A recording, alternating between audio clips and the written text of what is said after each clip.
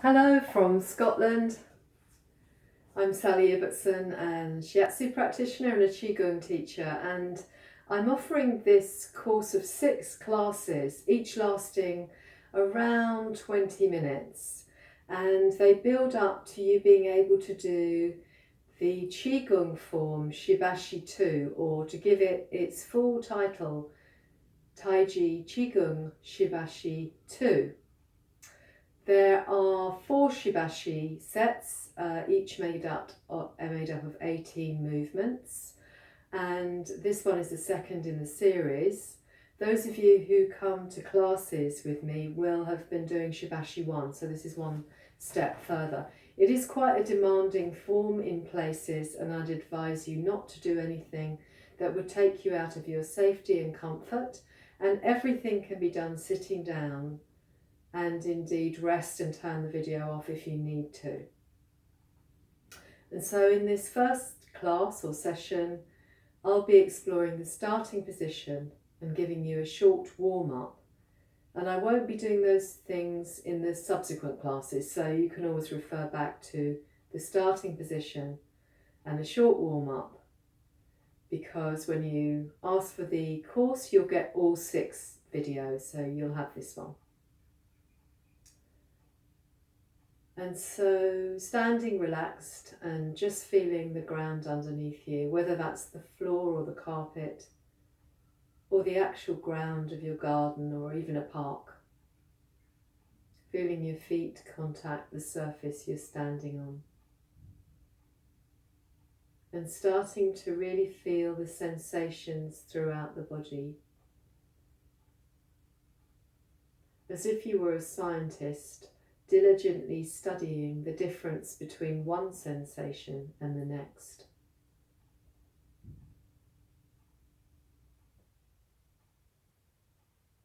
In Chinese medicine, in Oriental medicine, and indeed in many traditional medical protocols, the earth is constantly providing us with bioelectricity or qi or prana, and around us are equally many energetic resources. And when we stand in the starting position, which I'll guide you through, we are more able to receive that. So it's there already, but we're opening ourselves in a very specific way to receive that qi or bioelectricity or energy, which is so good for us. And so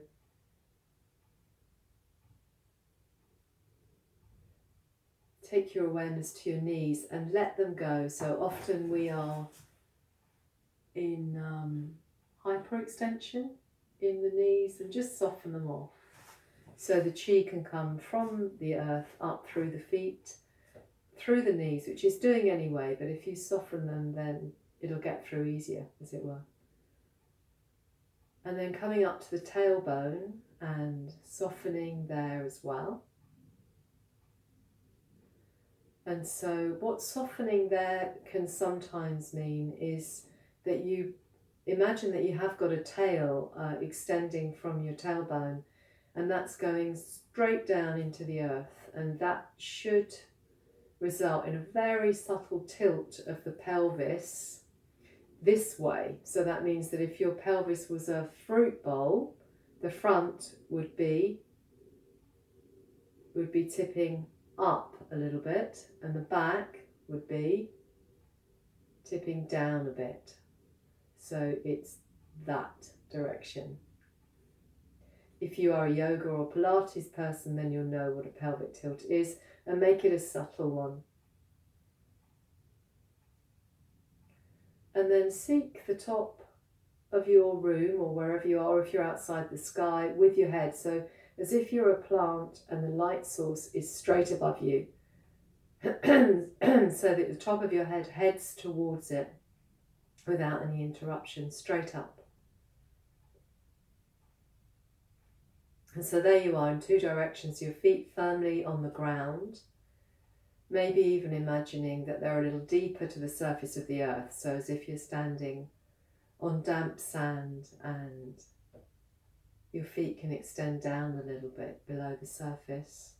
And then having got the top of your head towards the sky or ceiling with very little movement, more with intention, and tuck the chin in so the back of the neck can open to chi, which is now more or less going up unimpeded as we've softened. Let there be a little bit of space in the armpits, so take your arms away and then let them come back again.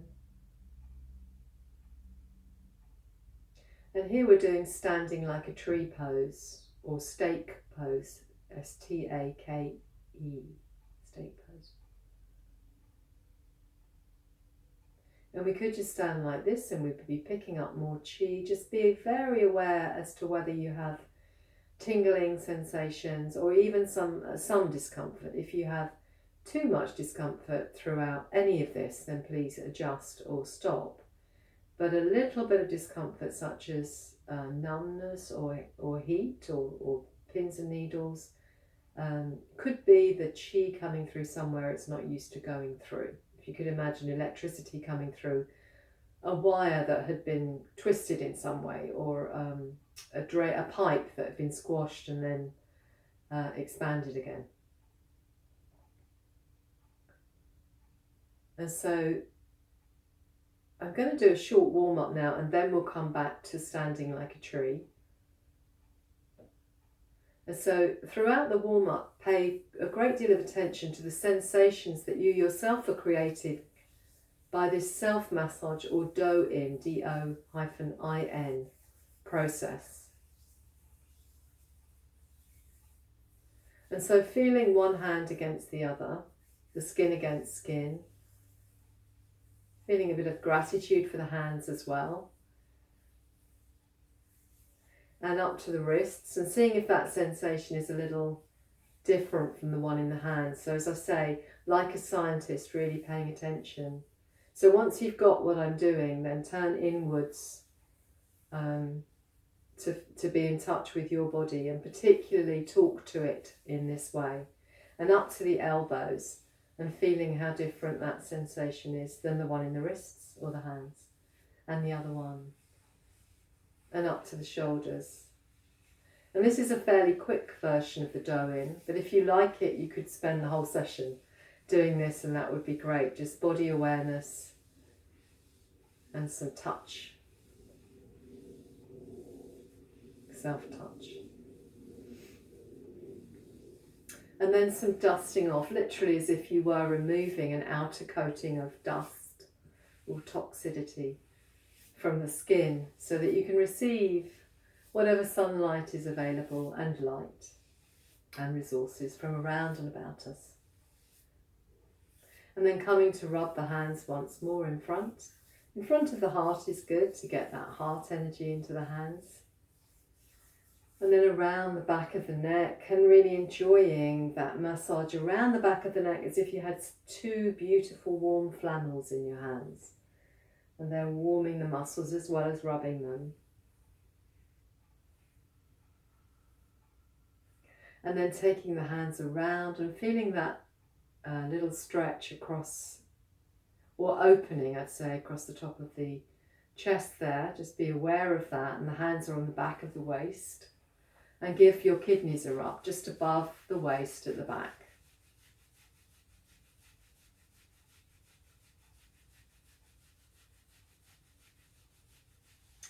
And then take your hands down. Release any tension that you might have in your shoulders. And then around again. And making loosely clenched fists. Tapping on the sacrum there. Around the bone at the base of the spine. Out to the glutes, and then down either side of the legs, and then up the inside of the legs, down the outside, up the inside.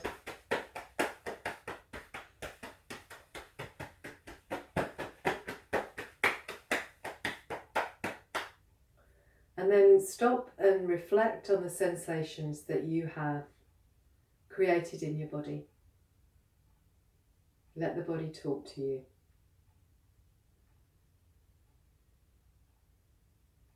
The Again, being a scientist, without judgment. So if there's an unusual sensation, then just watch it, be curious about it, rather than make up a story about it, as it were. So stay with it.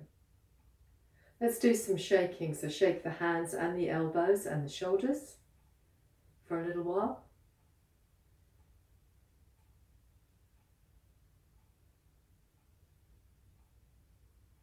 And then the legs. You're still being mindful. So how does that feel to shake your legs? What sensations does it create most immediately? And out to the back.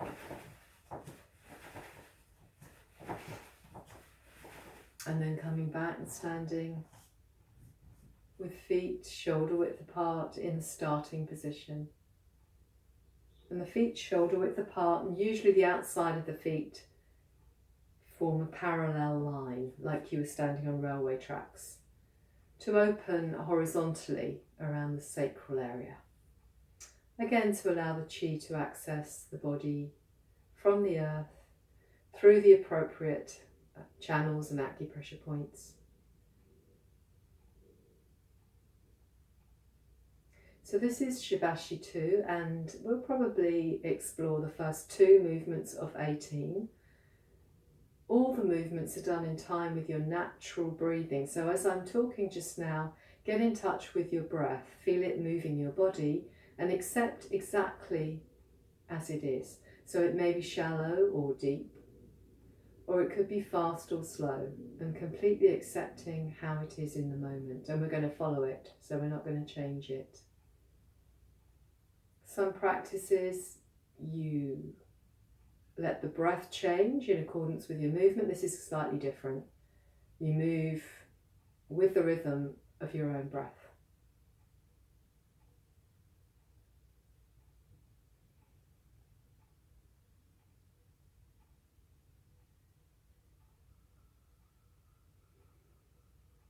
Go through all the nuances for a moment. The tail tucked down into the earth, the feet on the ground, and feel that.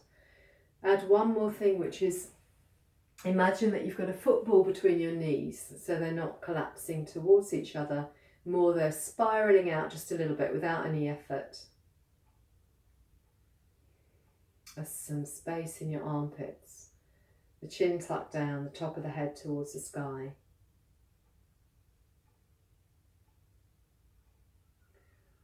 So here's the first movement. I'll show you first and then you could join in. So the arms come up, and when we get to the point at which, if you took them up any further, the shoulders would become involved. So we want the shoulders to stay soft and uninvolved so the chi can go around them. So the hands are leading. So when you get to the stage where your shoulders might come up, and it could be here, you know, because the hand, you're not used to the hands leading so much. Usually we lead with our shoulders, but this is a bit different. So it could be here, then you take them away and down.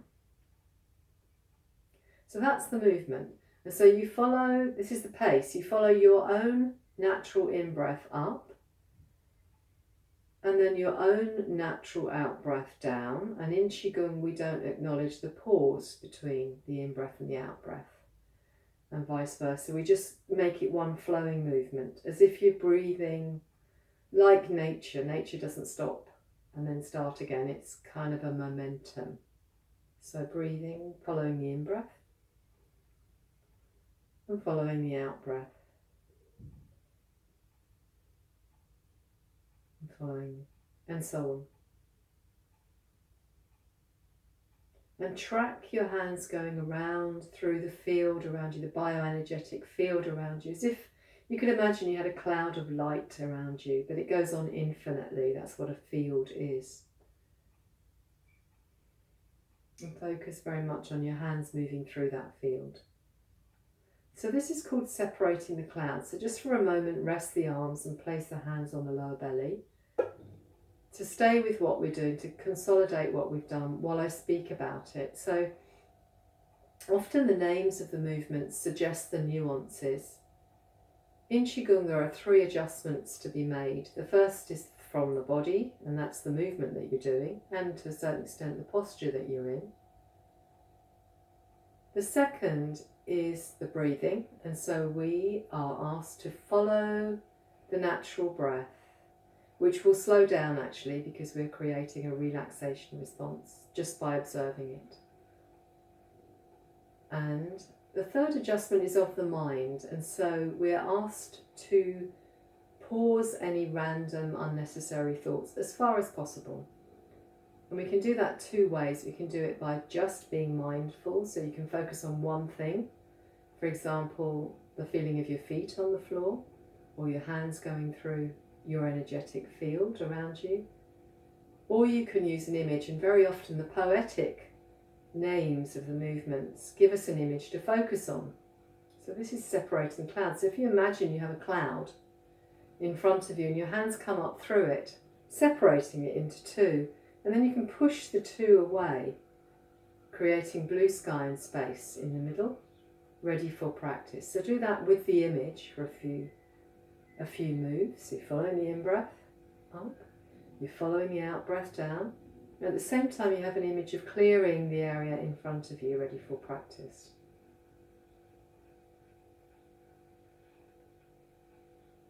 This is a very common opening move for Qigong and other Oriental medical protocols, movement protocols. Separating the clouds. Let's go to the second movement. So that will be circulating qi. And so take the hands together, the palms, and once again be very conscious of all the sensations. So how gentle that is, feeling palm against palm. And then take the hands up by bending the elbows. And at some point, unless you shifted the shoulders, which I would advise don't, they have to turn. They have to turn. And then they come up and they go forward and around, down, and then you start again. So get a feeling of that first. This is circulating the qi, it's called. And you breathe out, or you follow the out breath down. You're empty of air here, and you follow the in breath up, and you're full of air here. So we get that for a few rounds.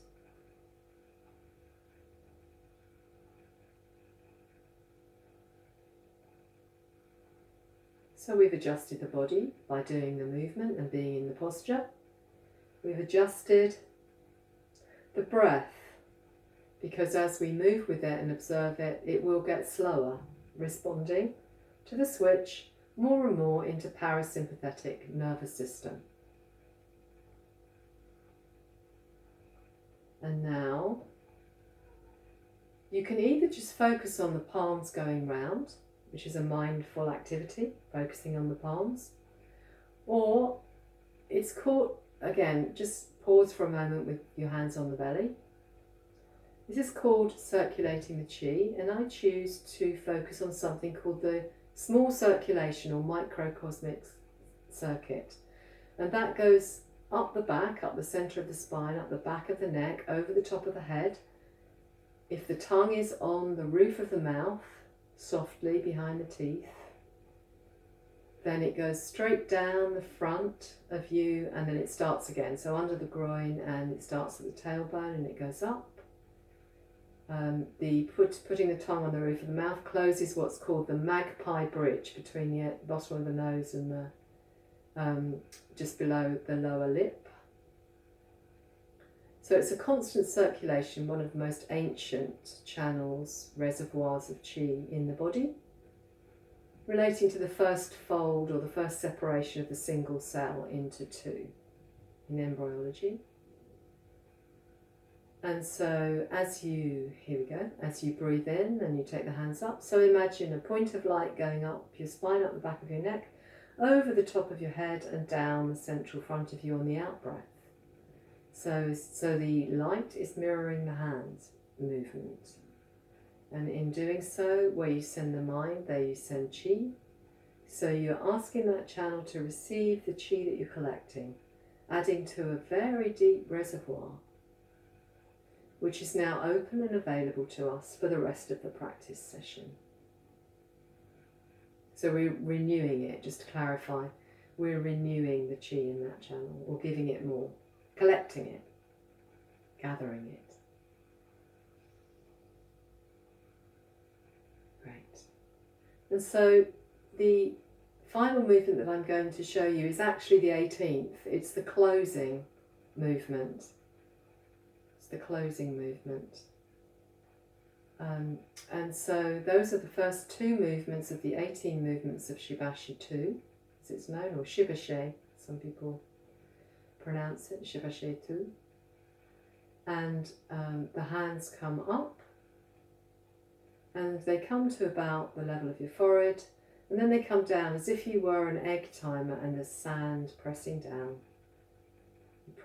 sand through you, thus settling anything that's been unsettled during this practice and allowing the earth to take it up, take it back to it.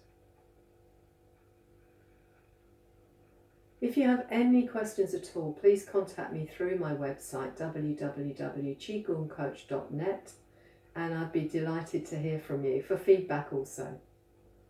Thank you very much, and this is the first lesson, just to confirm, and there will be 5 more that you can focus on. You can take as long as you like to do each individual class lesson. Thank you.